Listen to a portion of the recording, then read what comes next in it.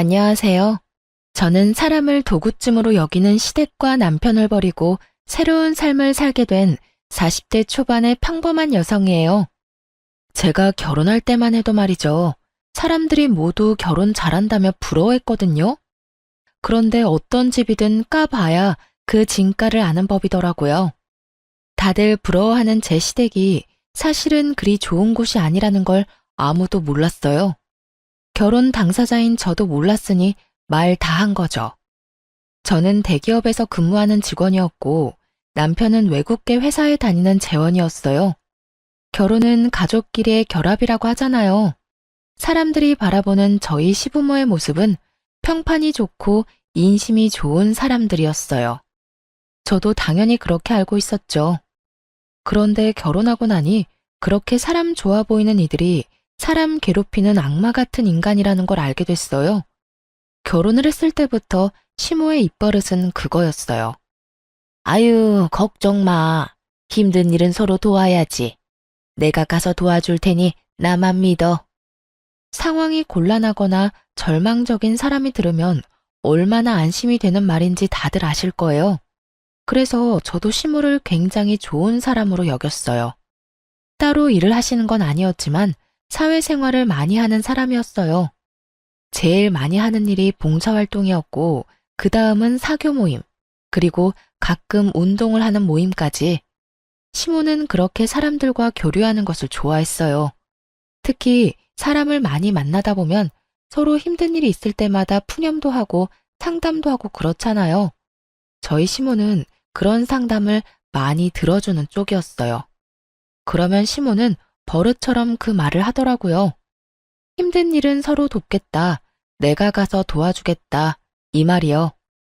그리고 실제로도 주변 사람들에게 큰일이 생기거나 힘을 써야 할 일이 생기면 시모가 친구나 모임 사람들을 데리고 일을 도와주러 가기도 했어요. 결혼을 막 앞둔 며느리가 보기에 그런 시모가 얼마나 존경스러워 보였겠어요? 저도 그랬어요. 그래서 결혼을 할 때 사람들이 다들 그랬어요. 너 정말 시집 잘 가는 거야. 너희 시어머니가 얼마나 사람 좋은지 봉사활동도 많이 하고 힘든 사람도 잘 돕고 말이지. 그런 분을 시어머니로 모실 수 있는 것도 너의 복이라면 복인 거야. 그래서 저도 복 받았다고 생각했어요. 결혼할 때까지만 해도요. 그런데 결혼 후 시모의 행동은 제가 생각하는 존경스러운 모습이 전혀 아니었어요. 제가 결혼을 하고 난 뒤에는 저를 노동력의 일환으로 생각하는 것 같았어요. 예, 이번 주 주말에 시간 되지? 이번에 고모네 잔치 하는데 일할 사람이 없대. 네가 와서 좀 도와주면 좋겠어. 처음에는 이런 부탁이었어요. 시댁 행사다 보니 안 가는 것도 그렇고 가서 거들어드리는 것도 제가 해야 하는 일이라고 생각했어요. 그렇게 가족이 되는 거라고 믿었죠. 그런데 몇 번 가족 행사에 불려간 뒤로는 가족이 아닌 사람들의 행사에도 저를 불러내더군요. 오지랖이 넓은 건지 뭔지는 모르겠지만 사람들이 말하는 모든 일에 자기가 일하겠다며 나서는 걸 보면서 이제 그만 좀 하라고 소리라도 지르고 싶은 마음이었어요. 좋은 일 하는데 왜냐고요? 시모는 저를 불러서 일을 시켜놓고는 자기는 하하호호 사람들과 웃고 떠들며 즐기기만 했거든요. 게다가 그런 힘든 일을 하고 나서도 저한테 잘했다던가 고생했다는 말은 한마디도 한 적 없었어요. 어떤 때는 식사도 안 주고 부려먹는 일도 많았죠. 그래서 점점 시모의 부름에 거절하는 일이 많아졌어요. 다른 일정이 있어서 못 간다거나 갑작스레 일이 생겼다는 핑계를 댔죠. 그런데 남편이 제 스케줄을 알고 있으니 거짓말까지 하며 빼는 게 눈치가 보이더라고요. 그날도 그렇게 핑계를 대기 어려운 날이었어요. 시모가 전화가 왔더군요. 예, 너 이번 주말에 일 없다고 했지? 시간 좀 빼놔라. 아는 사람 집에 도배를 해야 하는데 도배할 사람이 없다잖니. 너랑 내가 가서 도와주고 오자고. 음식을 하거나 청소를 하는 게 아닌 너무도 전문적인 일에 저를 부르기에 저도 조심스레 한마디 했죠. 어머님, 도배는 저희가 가면 안 되는 거 아닐까요? 전문적인 기술이 필요한 일인데 저희가 갔다가 문제라도 생기면 도배가 무슨 전문직이야? 그냥 붙이면 되는 일이지. 요즘에는 혼자서도 할 수 있도록 잘 나와. 그러니까 빠지지 말고 나와. 알았지? 그런데 그 도배한다는 집은 어느 분이에요? 아, 우리 사돈댁이야. 이번에 이사하면서 인테리어 비용이 너무 많이 나와서 걱정이라지 뭐니. 그래서 내가 가서 도배 정도는 도와준다고 했지. 그거는 붙이기만 하면 되는 거니까. 시모의 사돈댁에 저희 집과 시동생은 해당되지 않을 테고 신우의 시댁에서 부탁한 것 같았어요. 아니, 부탁이라는 말은 맞지 않았죠. 분명히 거기서는 가볍게 이야기했는데 또 시모가 오지랖 부려서 자기가 가겠다고 했을 거예요. 저는 이건 좀 아니라는 생각이 들었어요. 만약 신우의 집이었다면 뭐 우리 시댁 식구니까 나서줄 수도 있겠죠. 망쳐도 신우한테 잘 말하면 신우가 이해라도 해줄 테니까요. 그런데 신우의 시댁이라니 저한테 이보다 더 먼 관계는 있을 수 없었어요. 솔직하게 생판남이잖아요. 거절의 말을 꺼내고 싶었는데 시모가 전화를 탁 끊어버리더군요. 그래서 저는 소파에 늘어져 있는 남편에게 말했어요. 여보, 어머님이 이제는 아가씨 시댁에 도배 장판하는 것까지 도와주러 오래. 이게 맞아? 아니, 사돈이면 뭐든 조심해야 할 건데 그런 전문적인 일에 우리 같은 문외한을 쓰면 분명 문제가 생길 거라고. 그리고 내가 현장직도 아니고 사무직인 사람인데 그런 몸쓰는 일에 데려가서 일이 제대로 굴러갈지도 모르겠고. 그리고 무엇보다 가기 싫어. 당신이 어머님한테 좀 이야기해봐. 벌써 이게 몇 번째야? 주말마다 제대로 못 쉰 지 오래됐다고. 마음을 좀 곱게 써. 우리 엄마가 나쁜 일 같이 하지? 좋은 일이잖아. 누나도 도와주고 서로 돕는 거지. 그리고 뭐든 정성이 중요한 법이야. 가서 거들어줬다는 것만으로도 다들 좋아하실 거야. 마음을 곱게 쓰고 나쁘게 쓰고 할 문제가 아니지. 도대체 몇 번째야? 나는 하기 싫어. 그리고 우리가 그렇게 한다고 누가 알아주기는 해? 다들 어머님 칭찬만 하고 우리는 그냥 일용직 노동자 취급이잖아. 그리고 좋은 일이라기보다는 점점 친한 분들 일 도와주는 것 뿐이잖아. 보람도 없고 그냥 힘들기만 하다고. 제 말에 남편이 저를 한심스럽게 쳐다보더니 짜증을 확 내더군요. 그래서 가기 싫다는 거야? 어떻게 며느리가 돼서 그 정도도 못 해드려? 당신 그것밖에 안 되는 사람이었어? 그것밖에 안 되는 사람이 뭔데? 남 일 도와주다가 내일 못하게 생겼는데 그게 왜 내가 욕먹을 짓이야? 그리고 세상의 며느리들은 전부 시모가 받아온 일에 다 차출되어 나가야 하니? 며느리가 노동력으로 인정되던 건 옛날 일이야. 내가 돈을 못 벌어? 집안일을 못해? 애를 못 낳았어? 남들 하는 만큼 하고 더 하고 있는데 너는 이런 나한테 또 일 시키고 싶어? 아, 말이 통하지를 않네. 그럼 일이라고 생각하지 말고 가족끼리 교류라고 생각해. 그러면 일하기 더 쉽겠지. 남편놈 말에 화가 확 나더라고요.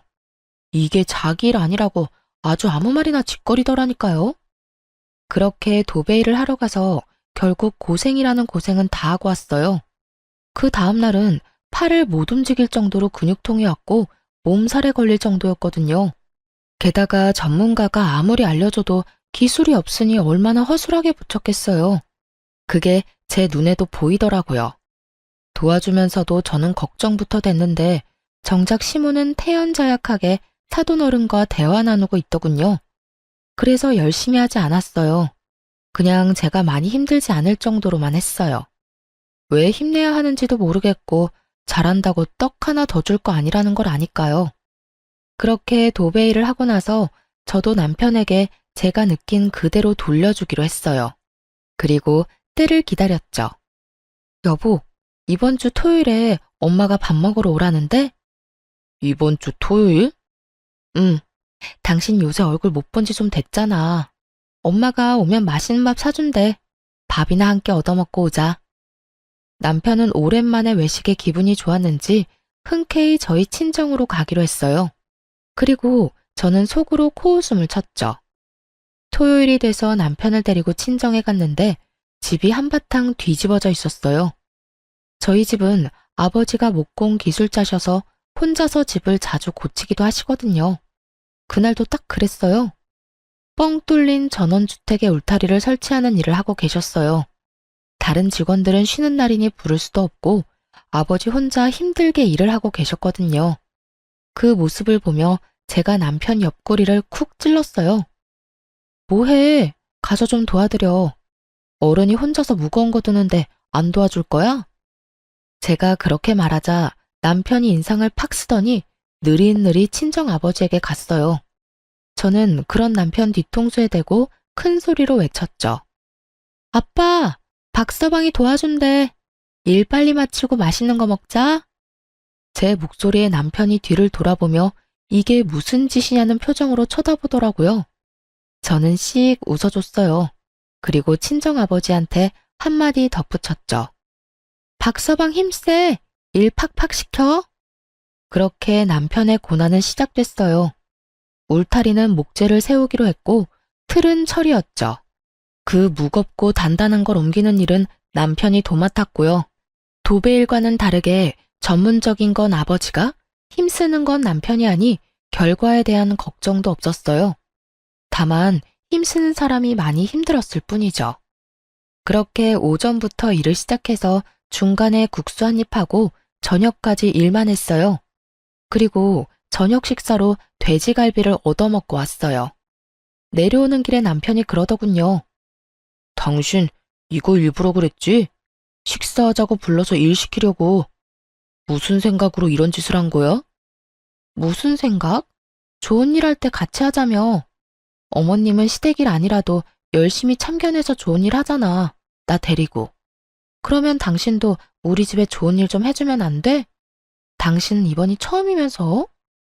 제 말에 남편이 당황한 듯 말했어요. 아니, 그거랑 이거랑 같아? 그건 좋은 일 하자고 부르는 거고, 엄마가 너한테 악감정이 있어서 그러는 것도 아니잖아. 나라고 당신한테 악감정이 있어서 그러는 거 아닌데? 그냥 당신도 느껴보라고. 당신이 지금 느끼는 그 기분이 내 감정인 거. 어머님한테 불려갈 때마다 그런 감정 느끼는데 당신도 이제는 이해가 되지? 그러니까 앞으로도 계속 우리 집에 불려올 거 아니면 당장 어머님한테 나 불러내서 노동력으로 쓰는 거 하지 말라고 말해. 너도 나한테 강요하지 말고. 제 말에 남편이 어이없다는 듯 저를 쳐다보더군요. 뭐라고 말하고 싶은데 할 수 있는 말이 있을 리가요. 화를 안 냈으면 또 모르겠는데 이미 화도 다 냈고 상황은 자기보다 제 쪽이 더 나빴고 그러면 답이 나온 거죠. 입도 뻥긋 못하는 남편 얼굴을 보며 웃으며 말해줬어요. 아니다 싶으면 어머님한테 아무 말 하지 말고 나 거기 일하러 보내도 돼. 대신 알지? 우리 친정집이 주택이야. 할 일이 주말마다 쌓이는 곳이지. 얼마 전에 들어보니까 지붕 뚫고 거실에 통나무 난로 하나 드리려고 하던데 그거 할 때 당신 부르면 잘할 것 같네. 안 그래? 제 말에 남편놈이 잠시 상상하는 듯 하더니 금방 꼬리를 내리더군요. 알았어. 내가 엄마한테 잘 말해볼게. 대신 너도 앞으로 이런 일 자제해. 쉬는 날 쉬지도 못하고 이게 무슨 봉변이야? 내 말이 쉬는 날 쉬지도 못하고 어머님한테 도대체 몇 달을 불려갔어? 당신이 생각해도 너무한 거 맞지? 제 말에 남편이 또 한숨을 쉬며 입을 꾹 다물었어요. 입을 열면 열수록 손해라는 걸 알고 나니 더 이상 아무 말 없더라고요. 그러게 이런 조치를 취하기 전에 알아서 잘했어야죠. 그런데 남편이 난감한 얼굴로 중얼거리더라고요. 근데 엄마한테 어떻게 이야기하지? 말 꺼내자마자 난리 날 건데. 그래서 안 할 거냐는 식으로 째려보니 남편이 급히 변명하듯 말하더군요. 아니, 나한테만 그러는 게 아니라 당신한테도 뭐라고 할까봐 그러지. 그런 고민은 며칠 뒤에 쏙 사라져버렸어요. 남편이 좀 더 쉽게 이야기할 수 있는 상황이 만들어졌거든요. 시댁 모임 자리에서 신우가 씩씩거리며 들어와서는 시모에게 한바탕 퍼부은 거예요. 엄마, 앞으로 우리 집안일에 뭐 해주겠다고 나서지 마. 내가 엄마 때문에 얼마나 쓴소리 들었는지 알기나 해? 게다가 돈도 2배로 들고. 응? 그게 무슨 소리야? 무슨 쓴소리를 들어? 엄마가 도배 도와줬잖아. 그때 하고 나서 그 방만 도배가 다 울고 풀자국도 보이고 몰딩에 흠집까지 나서 시어머니가 나한테 괜히 사돈댁에 맡겨서 말도 못하고 이게 무슨 일이냐고 하셨어. 아니, 전문가가 하라는 대로 했으면 다 잘 된다며. 그거 그냥 가서 붙이면 그만이라며? 돈 아끼려다가 이게 뭐야? 시모가 저를 돌아보면서 묻더군요. 너 하라는 대로 안 했니? 왜 저런 소리가 나와? 저야말로 황당했어요. 그걸 왜 저한테 묻는지. 어머님, 제가 미리 말씀드렸잖아요. 기술자도 아닌데 잘못하면 욕 얻어먹는다고요. 전문 인력도 아니니 문제 생기는 것도 당연하고요. 게다가 도배장판은 이삿짐 들어와 버리면 고치기도 쉽지 않아서 하자가 생기면 제일 번거롭기도 하고요. 상식적인 거죠. 너 일하기 싫어서 일부러 그런 거야? 그런 거면 미리 말해. 엄마, 그만해요. 와이프 사무직이야. 손재주가 그렇게 좋은 사람도 아니고. 그런 사람 불러다가 일 시키는 것도 상식적으로 생각하면 좀 아니지. 그리고 이 사람 생각도 좀 해요. 추궁할 게 아니라. 일해주고 욕 얻어먹는 것만큼 기분 나쁜 일이 어딨어요? 그것도 원해서 한 일도 아니고 시켜서 한 일인데. 뭐? 며느라가, 너도 그렇게 생각하니? 너도 원해서 한 일이 아니라서 열받아? 기분 나빠? 그래서 다 망쳐놨어? 어머님, 일부러 망치려고 한 게 아니라 열심히 했는데도 망한 거예요. 그리고 남한테 인심을 쓰시고 싶으시면 제대로 인심을 쓰셔야죠. 저 같은 초짜 데리고 다니면서 인심 쓰니까 결국 이렇게 문제가 생기는 거잖아요. 그러니까 앞으로는 저 말고 전문가를 데리고 다니세요. 그러면 이런 일도 없을 거예요. 제 말에 시모 얼굴이 부글부글 하더군요. 하지만 틀린 말은 아니었으니 뭐라 말도 못했어요. 게다가 신우가 거기에 확인 사살까지 했거든요. 엄마, 제발 오지랖 좀 부리지 마. 내가 욕먹는 건 어떻게든 참아도 돈 2배로 드는 건 못 참거든? 엄마가 이번에 도배며 장판 다 망하게 만드는 바람에 결국 새 업자 불러서 새로 해야 했어. 짐도 다 옮겨야 했고. 제발 상식적으로 생각하고 행동해. 그렇게 딸과 아들에게 한 소리 듣고서야 시모는 더 이상 저를 불러내지 않았어요. 속 편했죠. 결혼하고 몇 달 만에 편히 쉬는 주말이 이어졌으니까요. 그런데 시모의 문제를 해결했더니 이번에는 시부가 말썽을 피웠어요.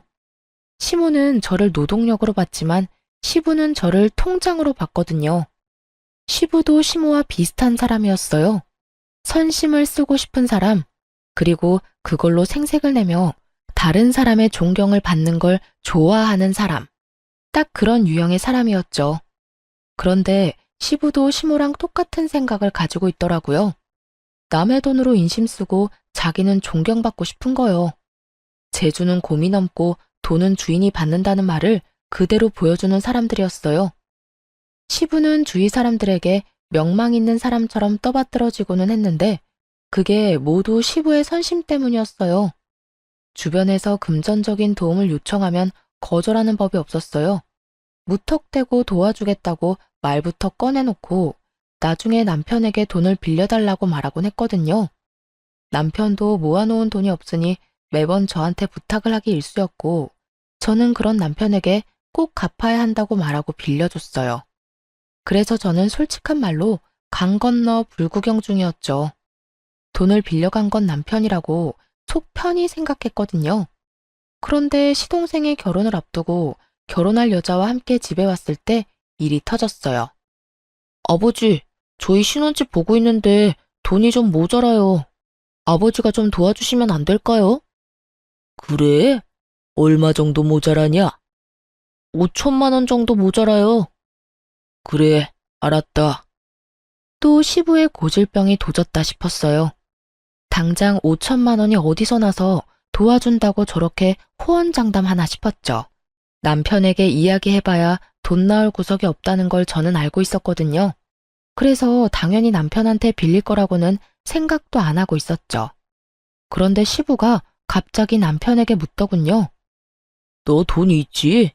동생 결혼한다는데 형이 그 정도쯤 해줄 수 있을 거라 생각한다. 돈 좀 마련해봐. 어이가 없었어요. 여태껏 시부가 빌려간 돈만 해도 3천만 원이 넘었어요. 그렇게 저희 돈 가져가서 다른 사람에게 선심 쓰면 갚는 사람은 그 절반도 안 됐죠. 게다가 시부는 빌려준 돈을 돌려받으면 그대로 자기 주머니에 넣어버리기도 했고요.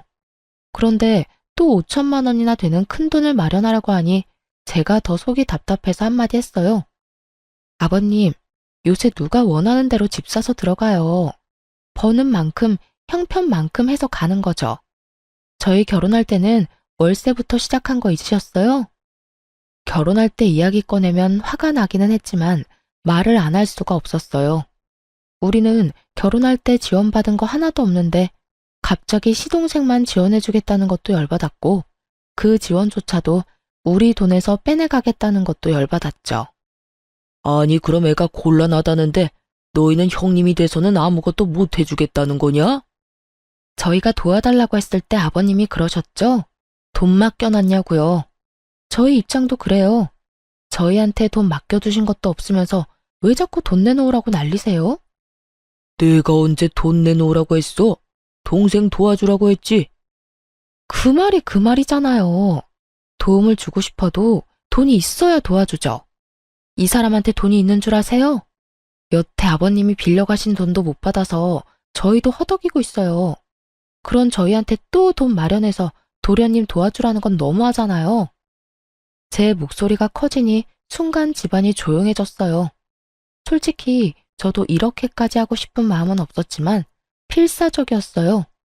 지금 이야기하지 않으면 말을 꺼낼 타이밍을 못 찾을 것 같았거든요. 시부가 심기가 불편한 얼굴로 저를 노려보더군요. 그때 갑자기 남편이 나섰어요. 아버지, 돈 마련할게요. 그러니까 그만하세요. 당신도 그만해. 가족들 보는 데서 이러면 당신만 곤란해져. 저야말로 황당했어요. 당신 미쳤어? 당신이 무슨 돈이 있어서 그런 말을 해? 여태껏 당신이 낸 돈도 어마어마해. 거기에 5천만 원이나 되는 목돈도 또 추가할 거야? 그러면 우리는 언제 전세 탈출해? 나중에 집에 가서 이야기해. 남편은 저를 달래서 시댁에서 나왔어요. 시부모들이 저를 날카롭게 째려봤지만 저도 같이 째려봐줬어요. 집에 돌아와서 제가 남편을 추궁했어요. 당신 도대체 무슨 생각으로 돈 마련하겠다고 한 거야? 당신이 돈이 어디 있어서 여태껏 아버님한테 다 뜯긴 거 아니었어? 저는 남편이 저 몰래 모아놓은 돈이라도 있나 하는 생각을 했어요. 그게 아니면 저렇게 돈 마련해주겠다는 말이 나올 리 없잖아요. 그렇다고 동생네 집을 마련해주려고 우리가 대출을 받을 것도 아니고. 그런데 남편의 생각은 제 상상을 초월하더군요. 당신 얼마 전에 받은 유산 있잖아.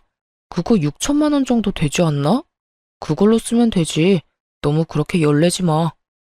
그 이야기에 가라앉았던 화가 순식간에 폭발하고 저도 모르게 쌍욕을 입에 담고 있더군요. 미쳤어? 정신 나갔니? 돌았냐고.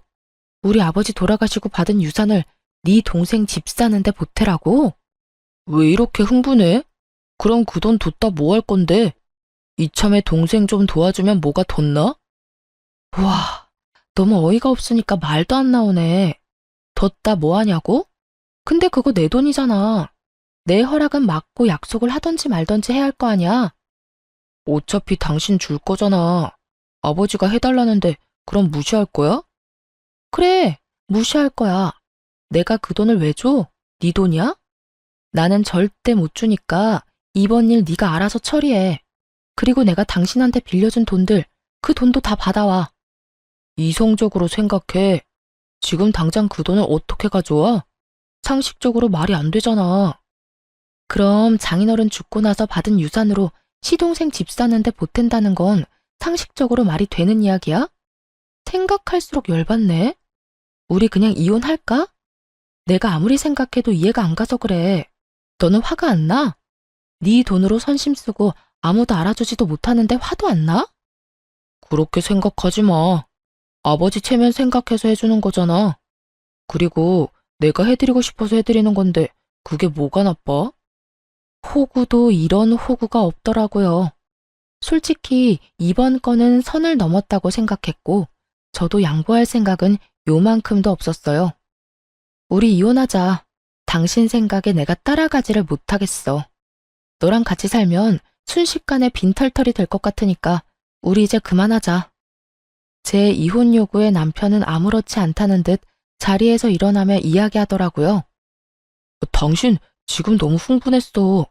일단 진정하고 다음에 이야기해. 이혼은 무슨 이혼이야, 이런 일로. 명백히 회피하는 반응이었어요. 이혼 안 하고 싶으면 아버님한테 가서 말하고 오라고. 그러나 남편은 아무 말 없이 자리를 떴어요.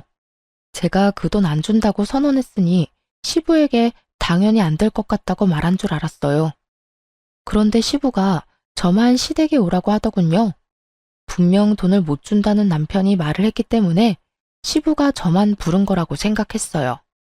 마음 단단히 먹고 갔는데 시부가 뜬금없는 말을 하더군요. 왜 다들 이렇게 연락이 없어? 막내 집 계약했는데 돈은 어떻게 됐냐? 잔금 치르는 날짜 알려줄 테니 그 전에 돈 붙이거라. 아버님, 그이가 돈 안 된다고 말 안 했어요? 무슨 소리야? 연락이 없어서 당연히 될 거라고 생각하고 있었는데. 설마 이대로 돈 안 줄 참이냐? 그럼 막내 신혼집은 어떻게 할 거야?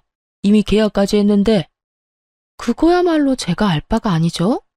계약을 하든 뭘 하든 저는 이미 안 된다고 이야기했으니 남은 건 남편이랑 이야기하세요.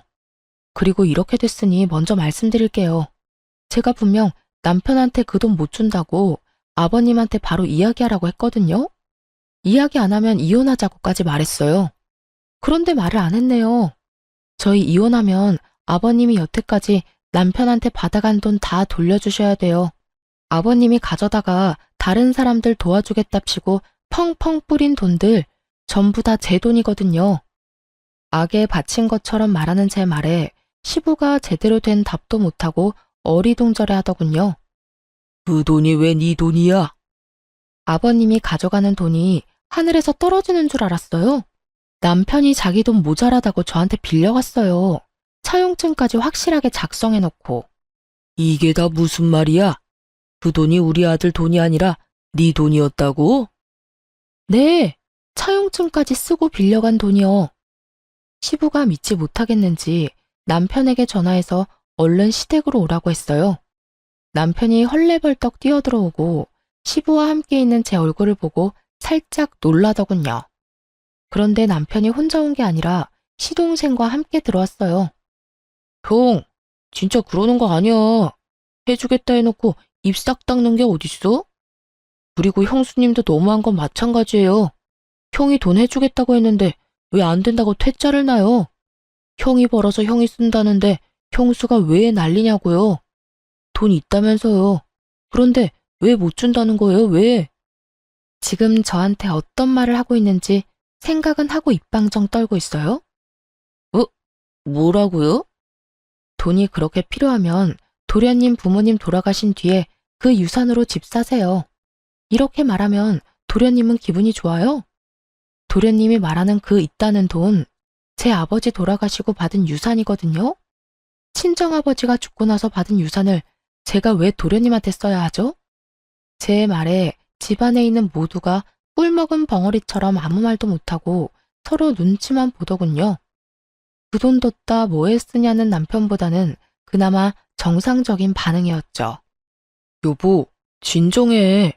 왜 여기까지 와서 이래? 나랑 이야기하자니까. 일단 진정하고. 뭘 진정해? 나 당신이랑 이혼하겠다고. 여기 내가 오고 싶어서 온 줄 알아? 아버님이 왜 돈 안 주냐고 잔금 치르는 날까지 돈 붙이라는 말하려고 날 여기에 부른 거라고. 이 호구호구 상호구야. 나 너랑 결혼 생활 유지할 생각 없으니까 내 몸에 손대지 마. 그래도 이혼이라는 말 쉽게 내뱉지 마. 난 당신이랑 이혼할 생각 없다니까. 그럼 나한테 사과하고 아버님한테 그 돈 못 준다고 이야기하라고 했잖아. 내 말 다 무시하면서 나하고 이혼을 안 하겠다는 심보는 무슨 심보야? 남편이 왜 이혼을 안 하려는 건지 대충 짐작은 갔어요. 이혼을 하려면 저한테 빌린 돈도 다 갚아야 했고 제가 벌 돈이 아까웠던 건지도 모르죠. 어떻게든 떼어내고 싶었던 저는 남편에게 거짓말을 하기로 했어요. 그래, 그럼 이혼하지 말고 같이 살자. 잘 됐네. 안 그래도 나 그 유산 다 쓰고 없거든. 당신이 그 말 했을 때 너무 화나서 명품 가방 비싼 거 해외 직구로 구매해놨어. 오는데 3주 걸린다더라.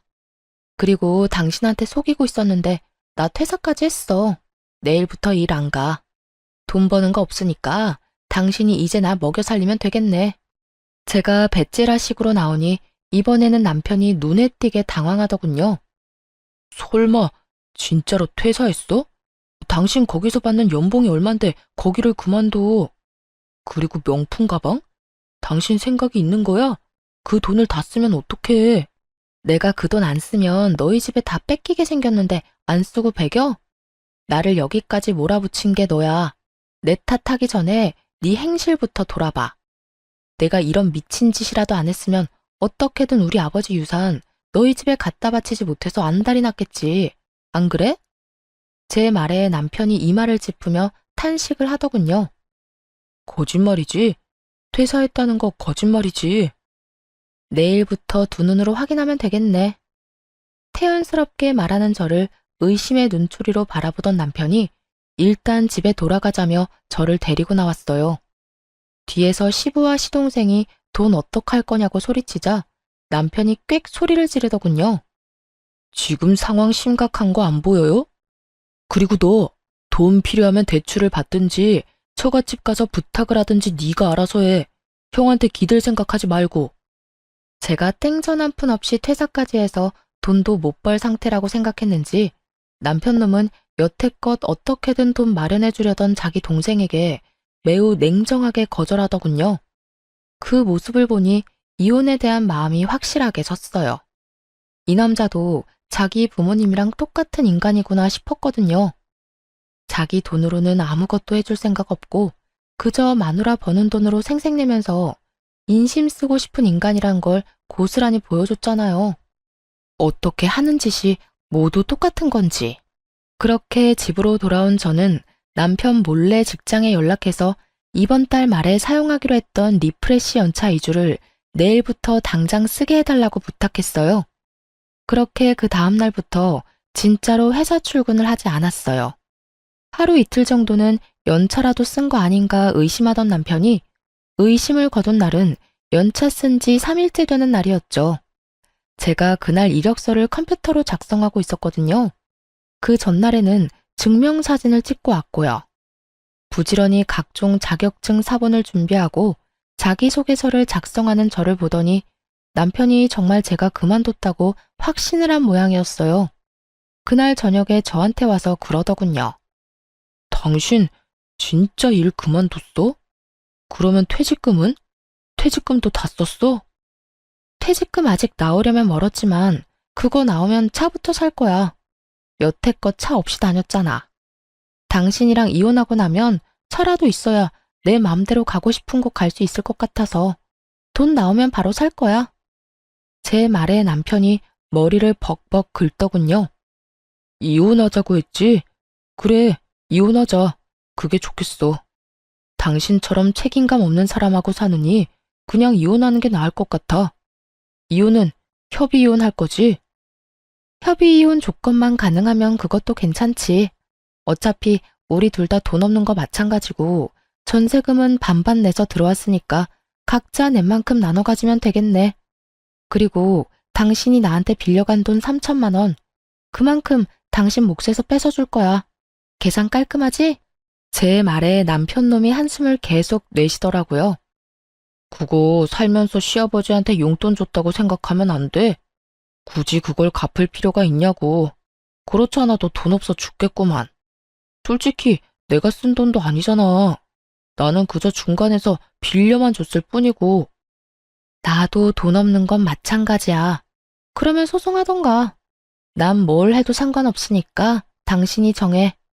이혼 소송하면 나는 당신이랑 시댁이 나한테 어떤 짓 저질렀는지 싹 다 이야기할 거야. 증거도 수북히 쌓여있거든. 원하는 대로 해. 지저분하게 굴다가 다 놓칠 건지 줄 거 주고 깔끔하게 헤어질 건지. 웃기지도 않았어요. 마지막까지 저한테 빌린 돈 안 주려고 잔머리 굴리는 놈을 보니 기분이 확 나빠지더군요. 제 말을 듣고 나서 그럴듯하다 싶었는지 합의 이혼을 해주겠다고 하더군요. 그렇게 남편과 저는 이혼을 하게 됐어요. 그런데 정말 열받는 건 남편과 이혼하는 도중에 알게 된 남편의 비상금 통장이었어요. 3천만 원이나 되는 돈을 모아놨으면서 저한테 돈 없다고 빌려달라고 하던 남편 놈을 생각하니 속이 부글부글 끓더라고요. 그래서 저도 참지 않았어요. 이미 이혼하고 남이 된 시동생에게 전화를 했죠. 무슨 일로 전화하셨어요? 볼일 다 보신 거 아닌가? 삐딱하게 말하는 시동생에게 제가 말했죠. 형이 집 먼저 다 빼갔는데 통장이 하나 있더라고요. 안 쓰는 통장인가 싶었는데 통장 정리해보니 그 안에 3천만 원이나 들어가 있던데요. 작년에 이미 그 돈 모아놨던데 그쪽 형한테 전해주라고요. 전 그 인간 꼴도 보기 싫거든요. 이만큼 뒷돈 차놓고 동생한테 주기 싫어서 장인어른 유산 탐내는 인간이라니 정이 다 떨어지네요. 제 말을 듣고 있던 시동생이 부들부들 떨며 되묻는 걸 보며 저는 속으로 박수를 쳤죠. 형 통장에 돈이 그만큼 들어있었어요? 형 진짜 너무하네. 돈이 그만큼 있으면서 없다고 그 난리를 쳐? 우와, 알겠어요. 통장 들고 저희 본가로 오세요. 그렇게 제가 통장을 들고 그 집을 찾아갔죠. 갔더니 이미 시부, 남편, 시동생 셋이 모여 앉아있더군요. 제가 통장을 꺼내 시동생에게 넘기자 전 남편이 눈에 띄게 당황하며 소리쳤어요. 야, 그걸 네가 왜 가져가? 그거 내 거잖아. 그러니까 형 돈이 이렇게나 있으면서 없다고 나한테 우는 소리 했더라? 이게 말이나 돼? 형수 돈으로 나한테 선심 쓰는 건 괜찮고 형 돈으로 나한테 잘해줄 생각은 없었어? 우와, 진짜 뻔뻔하다. 네가 뻔뻔하다고 할 자격은 있어? 네 힘으로 신혼집 마련 못해서 가족들한테 손 벌리는 주제에 뭐 잘났다고 네가 날 욕해? 그리고 내가 마누라 돈 쓰는데 왜 네가 난리야? 마누라한테 빌린 돈 벌써 다 갚았어. 전 남편 말에 시동생이 참지 못하고 서로 멱살을 잡고는 드자비질을 하더군요. 그걸 바라보던 시부가 말리면서 시동생 편을 들자 전 남편이 씩씩거리며 소리쳤어요. 아버지, 동생 편들 생각 말고 저한테 빌린 돈이나 갚으세요. 제가 넣은 전세금 그 돈으로 다 뜯겼거든요. 재수가 없으려니까. 아버지는 뭘 좀 알고 행동하시라고요. 여태까지 돈 펑펑 쓰면서 살았던 게 누구 덕분인데 내가 아니었으면 아버지가 동네에서 그렇게 좋은 사람으로 소문이나 날 수 있었겠냐고요. 시부가 썼던 돈이 자기 돈이라고 생각하는 전 남편을 보니 참으로 웃기지도 않았어요. 저번에 제가 시부가 빌려간 돈 내놓으라고 말할 땐 그것도 이해 못하냐고 어련히 때 되면 주겠지라며 빈정거리기만 하던 전 남편은 자기 돈 뜯기게 생겼으니 아주 빚쟁이처럼 깐깐하게 굴더군요. 그렇게 형제 둘이서 인정사정 없이 싸우더군요. 말려도 소용이 없었어요. 둘 다 뻔뻔하기로는 둘째가라면 서러울 인간들이어서 그런지 그 집구석 내력이 그래서인지는 모르겠지만 뚫린 입이라고 얼마나 말은 잘하던지. 전 남편은 시동생에게 돈 맡겨놨냐며 소리 지르고 시동생은 전 남편에게 한 입으로 두말하는 남자놈이 어딨냐고 화내고 둘이서 지지고 볶고 난리도 아니었죠. 저는 그 두 사람 싸우는 장면을 너무 즐거운 마음으로 구경했어요. 이제 더 이상 저랑 연관도 없는 인간들인데다가 저는 이미 법적인 관계며 돈관계며 싹 다 청산했으니까요. 받을 돈도 줘야 할 돈도 없는 깨끗한 사이였거든요. 가족들끼리 서로 싸우도록 만들어 놓고 저는 편하게 싱글맘 생활을 시작했어요. 혼자서 애를 키우는 건 힘들었지만 그래도 친정 부모님 덕에 버틸 수 있었어요. 그래서 이혼 후 새로운 집도 친정과 가까운 곳으로 옮겼어요. 그렇게 몇 달 동안 싱글 라이프를 만끽하며 지내던 제게 전 시부모의 이야기가 들려온 건 아주 우연한 만남 때문이었어요. 시모의 봉사활동 모임에서 자진 탈퇴한 분과 저희 할머니의 상담차 갔던 사회복지센터에서 만나게 됐거든요.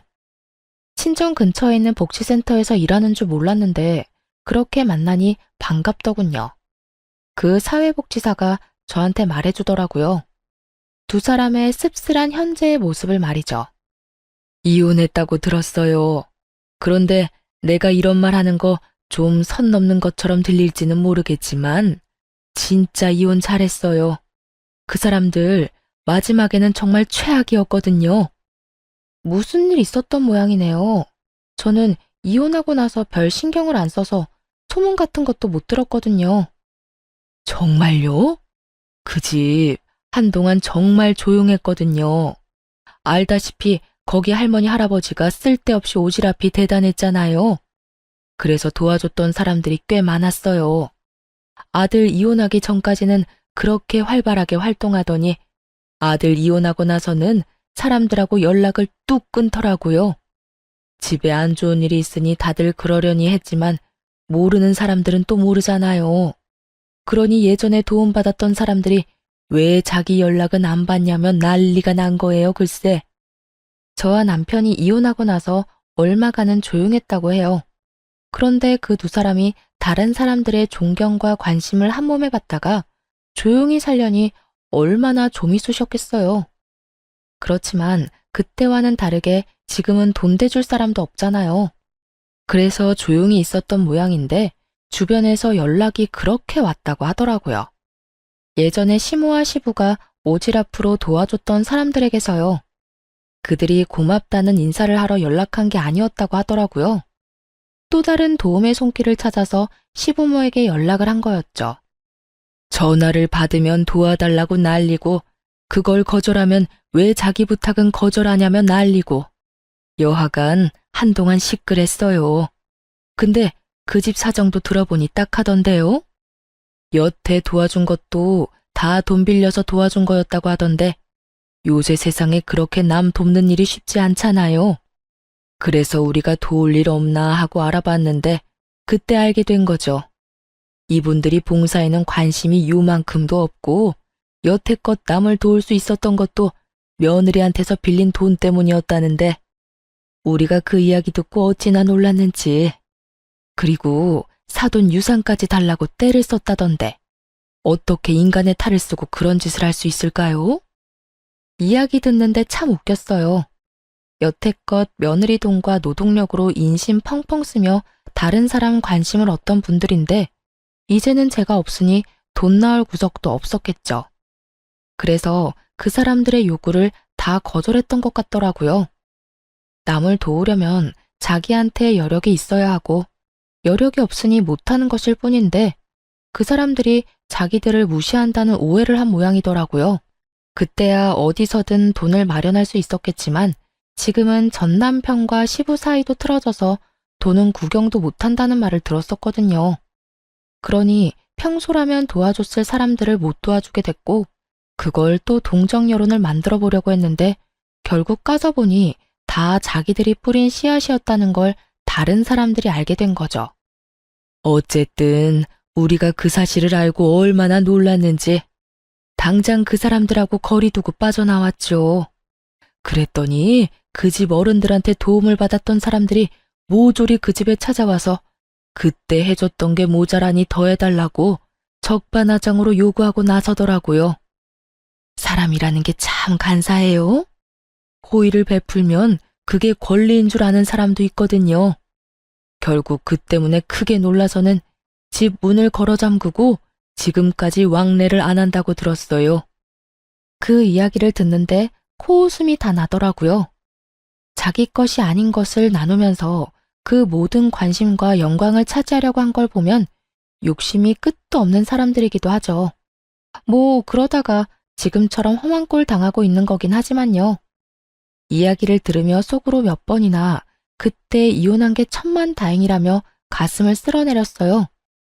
만약 제가 더 어리숙한 사람이었다면 지금도 영문도 모른 채 시부와 시모에게 노동력과 돈을 착취당하고 있었을 테니까요. 그 지옥에서 잘 빠져나온 저는 여전히 다니던 대기업에서 일하며 아이를 열심히 키우고 있어요. 전 남편이 일 그만둔 거 거짓말이었냐며 성질을 냈지만 지금에 와서 그놈이 할 수 있는 게 뭐가 있겠어요. 이제 와서 후회하며 성질 내봤자 바뀌는 건 아무것도 없어요.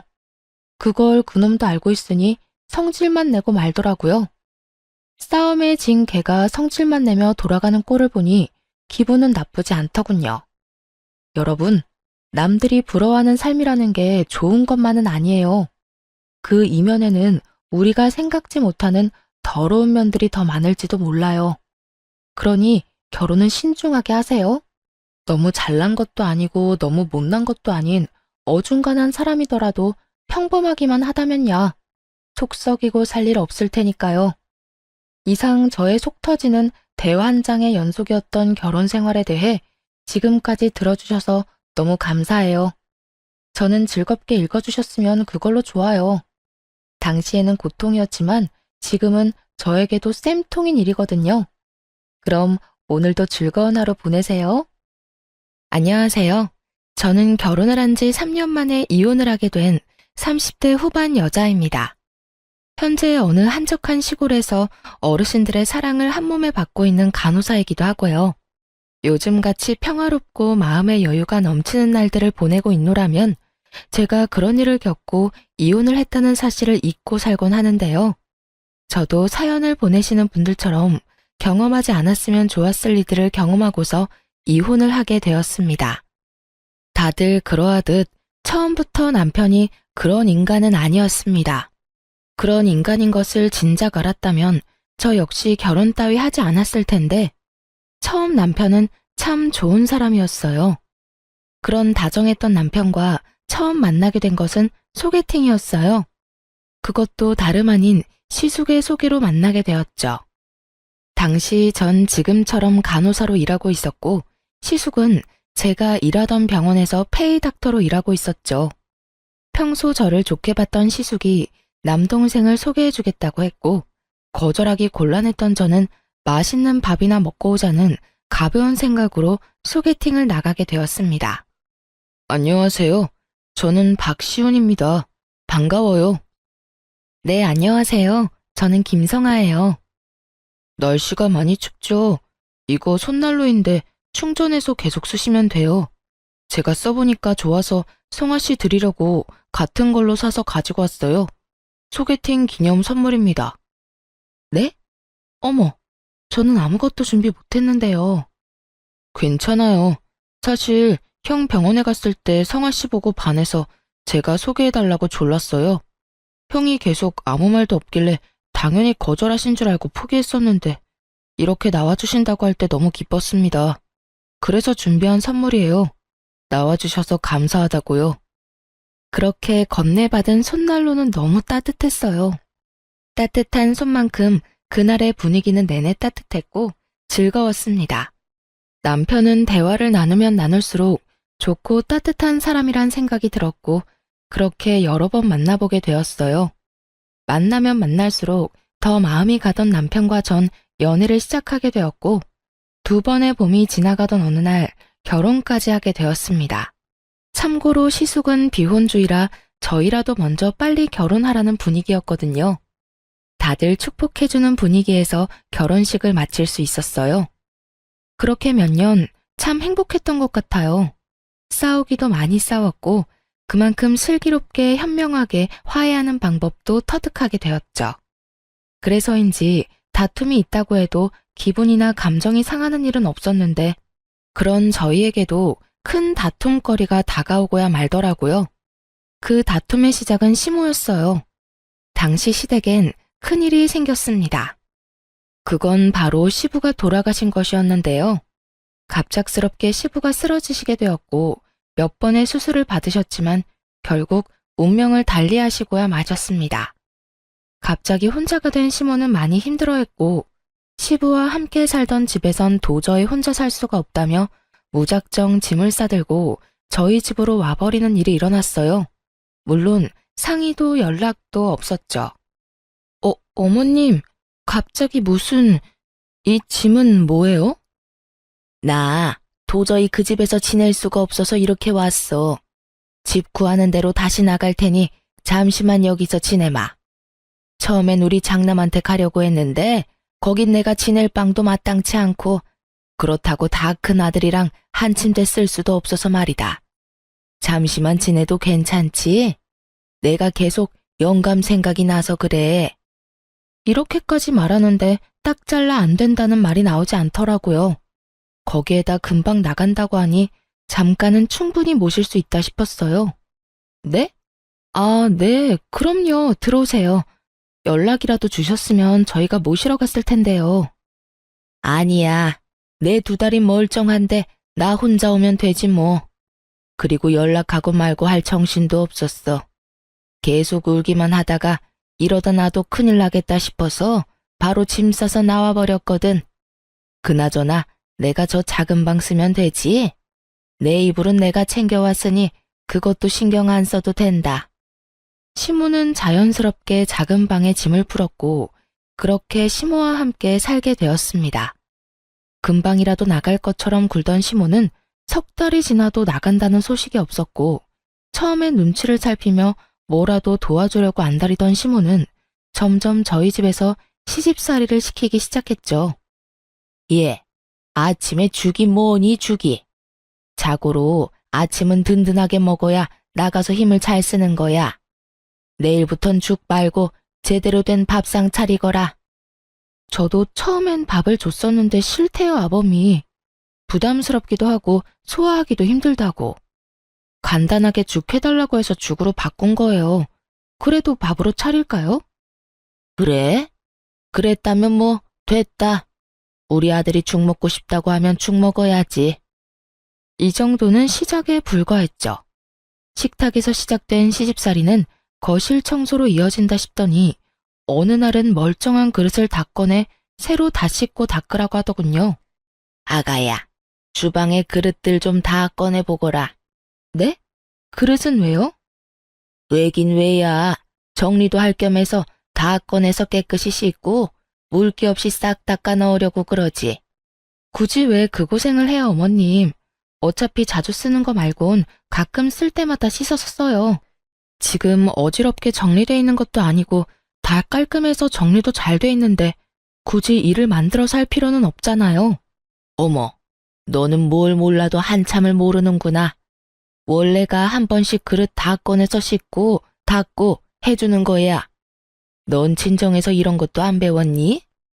여기서 친정 이야기가 왜 나와야만 하는지는 알 수 없으나 이런 사소한 트집선을 넘었다는 것은 확실히 알 수 있었죠.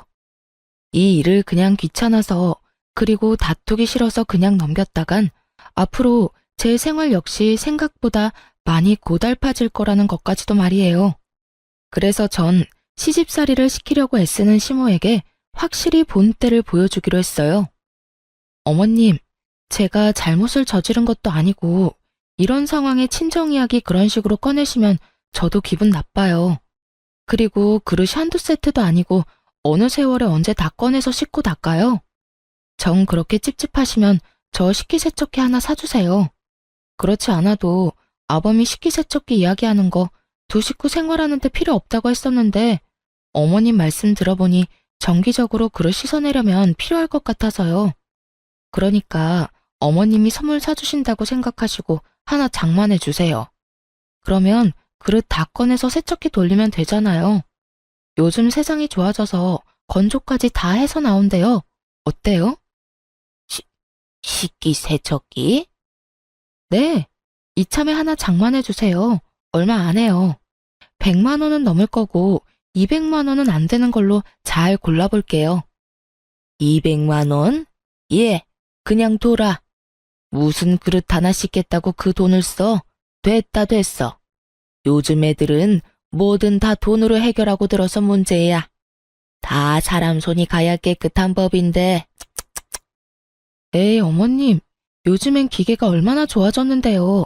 사람 손보다 훨씬 더 깨끗하고 살균 건조까지 시켜줘서 위생적으로도 좋대요. 말 나온 김에 알아볼까요? 요즘엔 인터넷 주문도 잘 돼 있어서 굳이 매장 갈 필요도 없는데. 됐다니까. 그냥 꺼내지 마. 쓸 때마다 하나둘 씻으면 되지. 이상한 소리 하지 말고 밥이나 하거라. 밥 때도 아닌데 시모는 밥을 하라며 상황을 모면하려고 했고, 전 그런 시모에게 그저 미소를 지어 보였죠. 제가 참지 않고 입을 떼기 시작하자 시모와 제 사이는 점점 틀어지기 시작했고, 전 결국 남편에게 닥달을 하게 되었어요. 여보, 어머님 집은 알아보고 있는 거야? 집? 그럼 열심히 알아보고 있지. 그런데 마땅한 곳이 없네? 그런데 갑자기 집은 왜?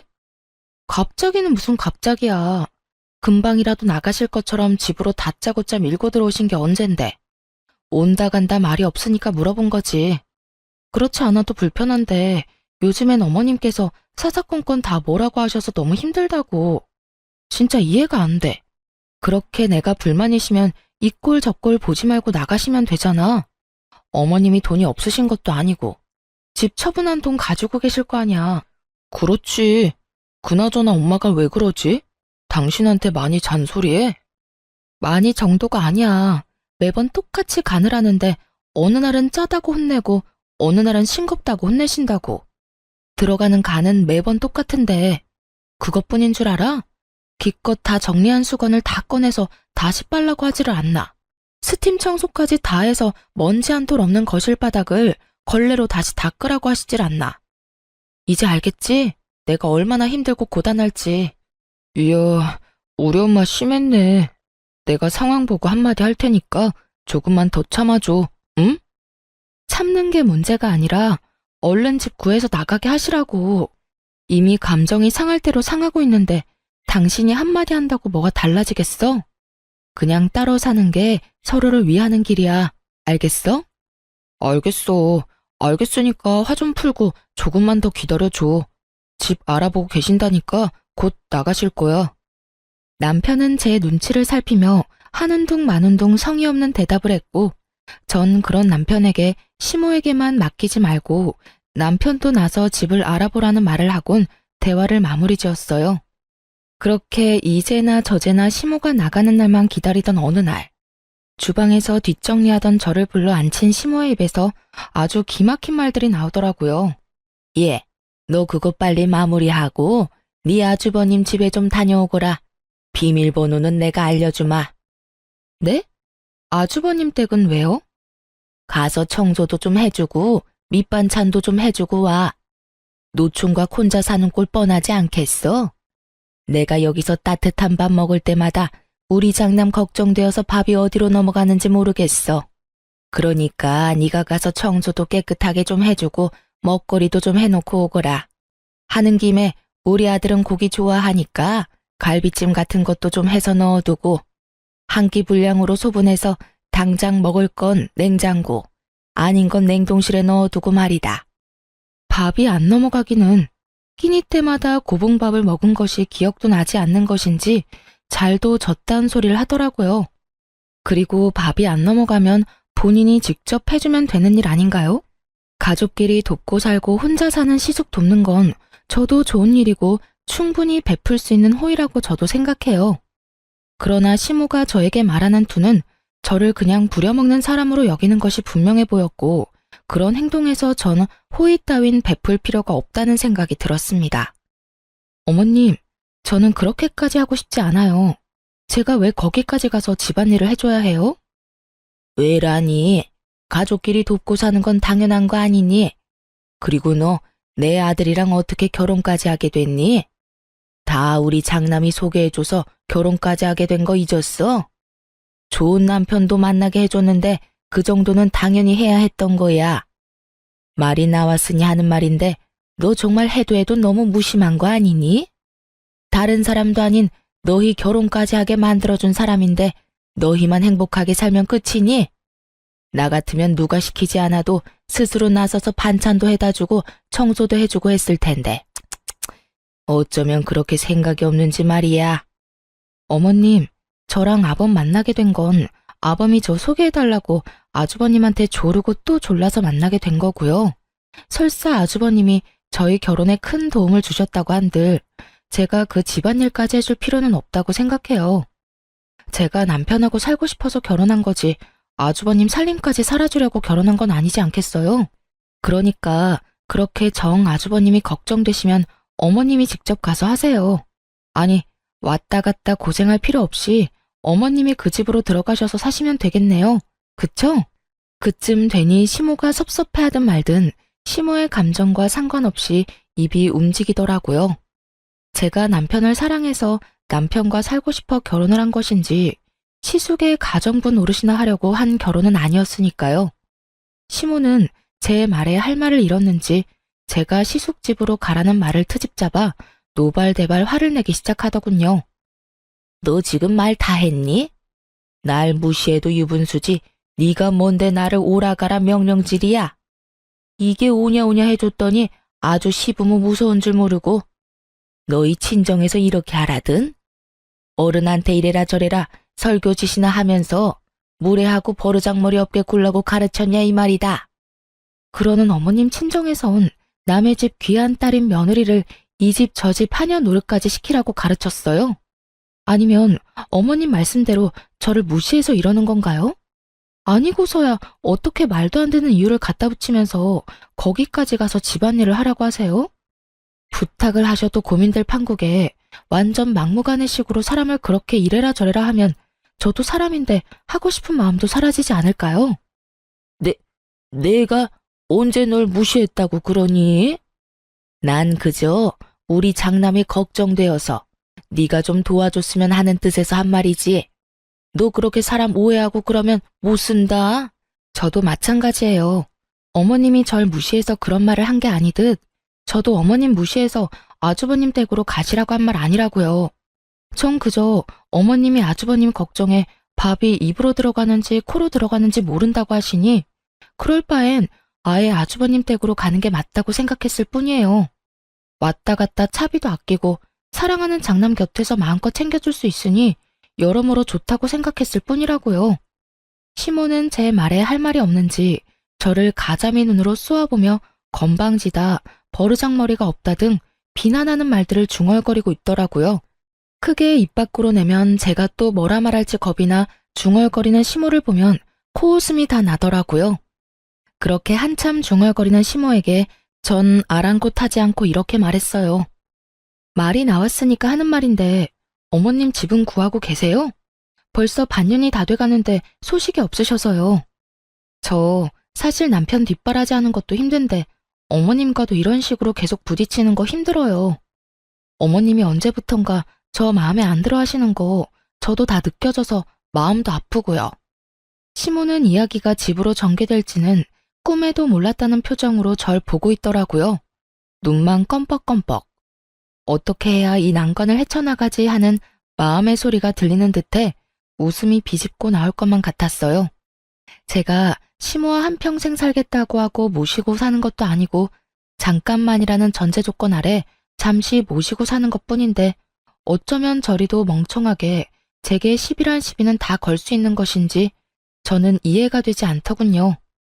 이럴 땐 잘 보이려고 애쓸 필요까진 없더라도 적어도 함께 사는 사람 대 사람으로 상호 존중 정도는 해줘야 하는 거 아닌가요?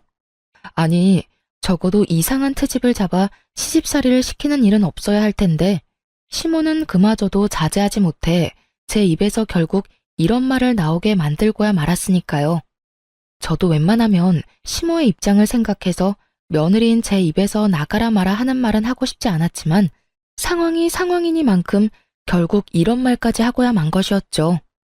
시모는 제 말에 토끼 눈을 하고 저를 본다 싶더니 이내 말까지 더듬어가며 태세를 전환하더라고요. 내가 언제 널 마음에 안 들어 한다고 그러니? 나 너 마음에 들어. 나 너 좋아하는데 몰랐니? 정말요?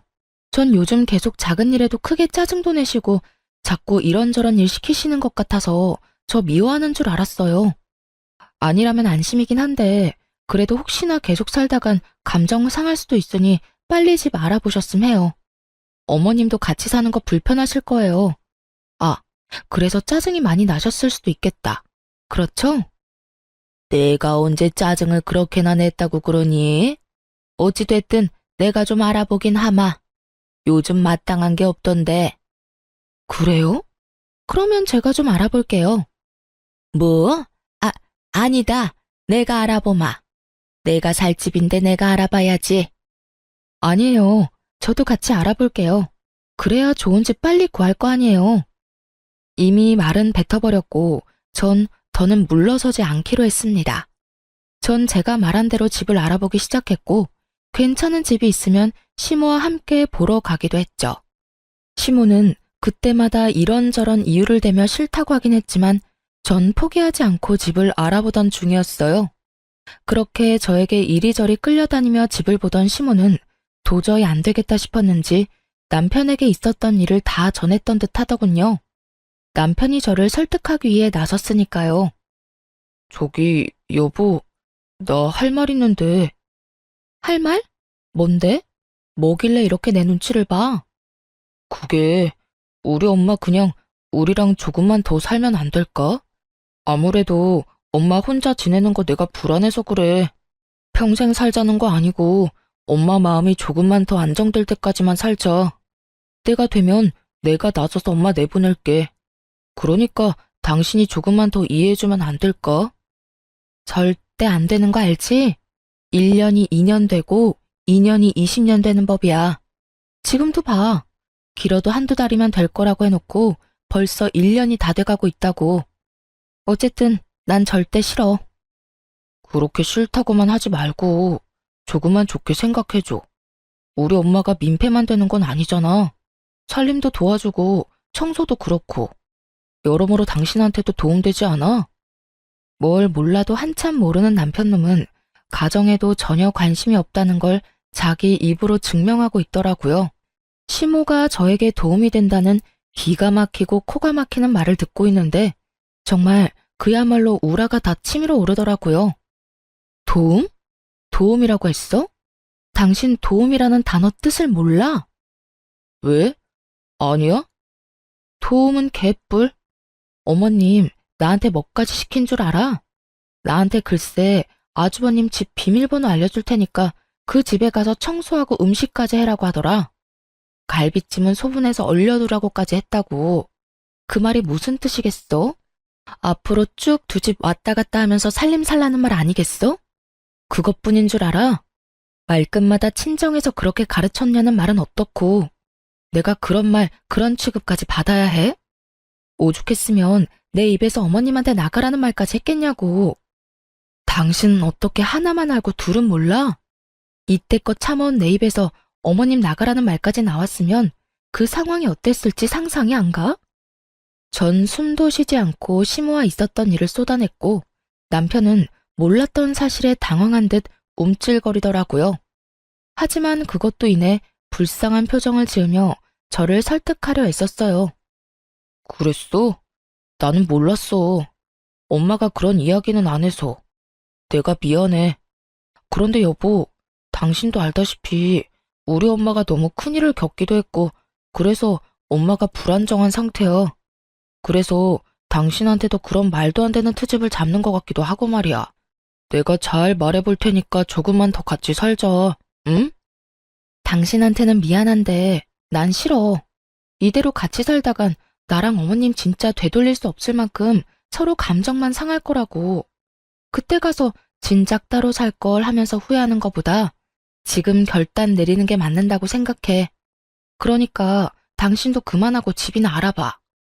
끝까지 제가 안 된다고 하자 남편은 더는 설득할 말이 없었는지 화를 내며 나오는 대로 말을 하기 시작하더라고요.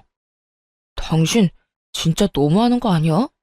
내가 이렇게까지 부탁하면 들어줄 수도 있는 거잖아. 막말로 우리 엄마 저대로 혼자 내보냈다가 우울증이라도 걸리면 당신이 책임질 거야? 책임질 거냐고. 그 책임을 왜 나한테 물어? 할 말 없으니까 이상한 말로 억지 부리지 좀 마. 그런 식이면 나도 지금 어머님 때문에 우울증 걸릴 것 같은데 나 우울증 걸리면 어머님이랑 당신이 책임져 줄 거야? 그런 거 아니잖아. 당신이 왜 우울증에 걸려? 그리고 지금 우울증 걸리지도 않았잖아. 당신이랑 우리 엄마는 다르지. 그러는 어머님이 왜 우울증에 걸려? 어머님도 지금 우울증에 걸리지도 않았잖아. 한 채에 다른 점이 없으니까 계속 같은 말 시키지 말고 집이나 알아봐. 알겠어? 여보, 난 진짜 이제 어머님 때문에 스트레스 받는 것도 싫고 매일같이 괜한 일로 힘 빼는 것도 싫어. 그러니까 이 이야기는 이제 그만하자. 그래, 일단 알겠어. 남편은 결국 저의 완강한 태도에 알겠다고 했고, 그렇게 이 문제는 여기서 일단락되는 거라고 생각했습니다. 하지만 이러한 제 생각은 아니란 생각이었더라고요. 생각지도 못한 문제가 저에게 다가왔으니까요. 한바탕 소란이 일어나고 난 후 며칠이나 흘렀을까요? 남편과 시모가 저에게 할 말이 있다며 잠시 앉아보라고 하더라고요. 저는 남편과 시모의 맞은편에 앉았고 제가 자리를 잡으니 두 사람은 제 눈치를 살피며 이야기를 시작했어요.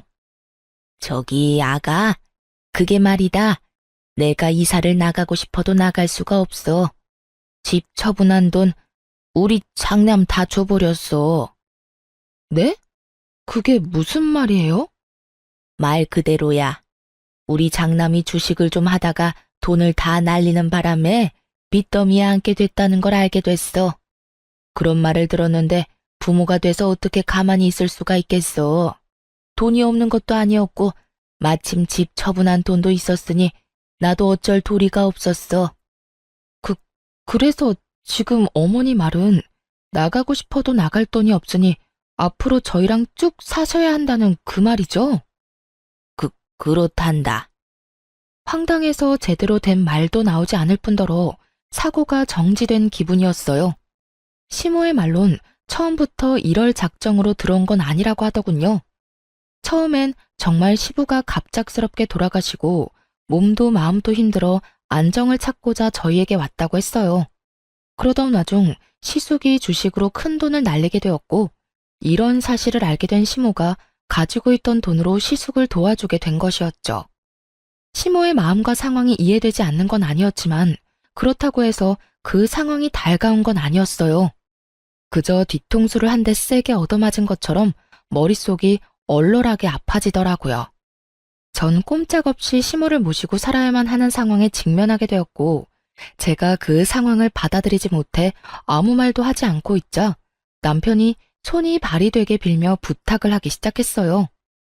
여보, 나 지금 당신 심정이 어떤지 누구보다 잘 알아. 황당하기도 하고 당황스럽기도 하겠지. 그런데 엄마도 어쩔 수 없었던 상황인 건 당신도 이해할 거 아니야. 다른 직업도 아니고 의사인 형을 신용불량자 만들 수도 없고. 돈이야 형이 빨리 갚아준다고 했으니까 돈 마련될 때까지만 우리가 모시고 살자. 응? 평생 모시자는 말 아니야. 당신 말대로 2년이 20년 되지 않게 내가 형한테 빨리 갚으라고도 했어. 그러니까 당신이 마음 한 번만 돌려주라. 내가 이렇게 부탁할게. 이게 이렇게 부탁한다고 해결될 문제가 아니잖아. 아, 정말 미치겠어. 왜 진작 말을 안 한 거야? 왜 나한테 숨긴 거냐고. 입이 안 떨어져서 말을 못했어. 미안해. 당신이 뭘 걱정하는지 나 잘 알아. 우리 엄마도 반성 많이 했고 앞으로 당신한테 괜한 트집 안 잡는다고 했어. 그동안은 엄마가 형 때문에 마음이 좋지 않아서 그러면 안 되는 걸 알면서도 당신한테 알게 모르게 화풀이 한 것 같으면서 많이 미안했어. 앞으로 다신 그런 일 없을 거라고 나한테 약속도 했고 말이야. 그래 아가, 내가 그동안 미안했어. 생각지도 못한 장남이 그런 큰 사고를 치니까 내가 실망도 하고 화가 나기도 했어.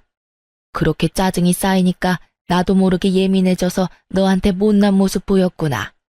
앞으로는 그럴 일 없을 거야. 내가 앞으로 잘아마. 생각이 많아지더군요.